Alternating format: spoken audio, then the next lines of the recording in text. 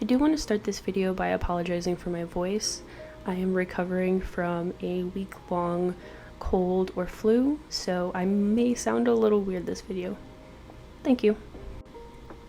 I looked back on the goals I set in 2023 and 2024, and while there's some overlap, there are three main issues with them every time.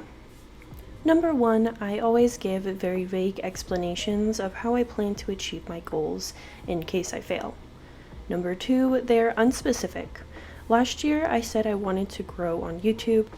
I did that, but what I really wanted was to meet monetization requirements, and I'm not quite there. According to my goal, I accomplished it, but if we went based on my intentions, then we're not there. Number three, I always get overly ambitious and try to do too much. And for reference, in 2023, I set 9 or 10 goals, and in 2024, I set like 6, and I didn't achieve very many of either. So this year, I'll be following the advice in the 12-week year, which is a book by Brian P. Morgan and Michael Lennington. I'll make a plan for the next 3 months and then readjust in April. I'll make goals for the 3-month period and an action plan to work toward them each week. So my first goal for January through March is to get monetized. The only requirement I'm missing is the watch time. I need 1,050 more hours of watch time. I just need to make a video each week.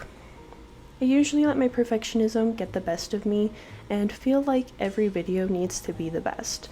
And then when I lose my consistency, I feel guilty and try to do too much, making multiple videos a week until I can't keep up.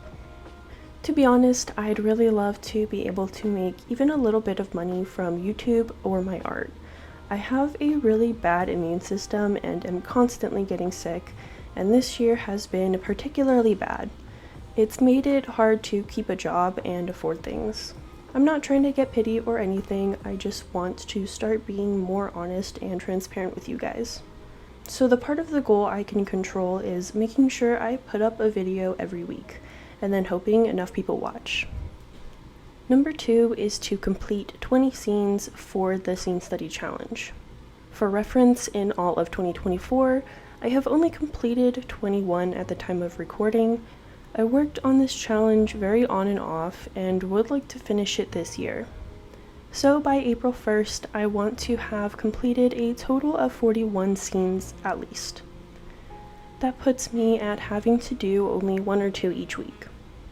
I do want to paint some larger than I have been doing, and I want to avoid burnout as best I can. I have 2 videos I'm already in the process of making and a 3rd or 4th in the idea stage. I've been trying to pick a theme for each episode so that there is some level of cohesion. Number 3 is drawing daily. I wasn't sure if I wanted to try this one, but I think it would be really good for me. I want to specify that the only requirement is pen to paper. If I don't have time or don't know what to draw, a scribble is all I need to do. I'm hoping that it may start with scribbles here and there and turn into a mostly consistent drawing practice. The purpose is just to show up to my sketchbook every day, leave a mark, and a date to record it. I have a bad habit of choosing not to try to draw if it feels like too long since the last time I've done it.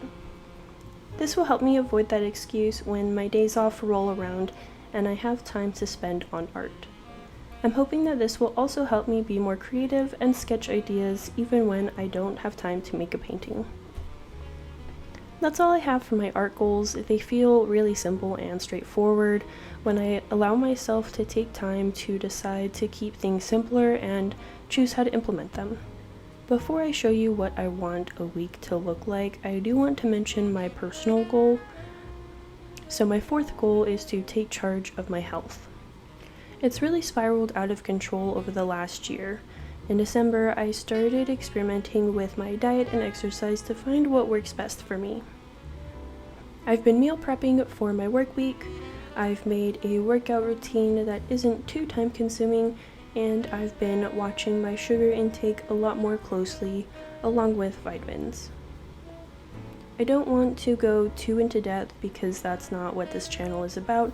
However, when I look back at these videos, it gives me a chance to take accountability for both my progress and shortcomings. So a week should look like: on Sundays, I work out and draw in the morning, film a video or scene study, and also review the last week so that way I can plan to make sure that this week goes more smoothly, or I get things done a lot more consistently. On Mondays, I would work out, draw in the morning, and then film a video or film for a scene study. So my Sunday and Monday is going to be more of like a filming days. On Tuesday, I would work out and draw in the morning once again and edit my videos. On Wednesdays, I would work out and draw in the morning again, upload a video that day. Usually I'll try to have it scheduled so that way I don't have to think about it too much, and then meal prep on that night. Thursdays I would go to work and also try to make some time for that daily drawing, and it would be the same for Friday. And Saturday I would again go to work and make time for that daily drawing, and then plan my videos for filming and editing the next week. It's not too crazy, and I think it allows me with enough wiggle room for other life things. So let me loop back around to the book I mentioned, the 12-week year. You're meant to set goals for the next 12 weeks and create a plan to work on each goal each week, like I've done. Then at the end of each week, you review what you've done that week and grade yourself so that way you can take things 1 week at a time and take accountability. This is particularly important to me because if you haven't noticed, each and every one of my goals has to do with consistency, which I'm not very good at. It's also important to note that not every week will look the same, and that certain tasks may have to be done different days. The weekly overview is just more of an idealized week where work is evenly distributed, but I'll be honest, I move things around a lot to accommodate last-minute plans. The last thing to do is to make each task easy to accomplish. During my work week, I plan to keep my sketchbook in my lunchbox. I usually get to work early or finish my lunch early. The plan for filming, editing, and working out is to leave my equipment out so that it's easy to just get started. I leave my computer and camera on my desk and my workout stuff under my couch. I usually meal prep on my last day of work while I'm cleaning the kitchen or while I make dinner that night. And as for the Scene Studies challenge, I finally have a good gouache palette large enough to accommodate all the colors, and that sits on top of my art cart next to my desk along with my gouache tubes and watercolor palette. That's all I have to share for now. I'd love to hear about your goals in the comments below.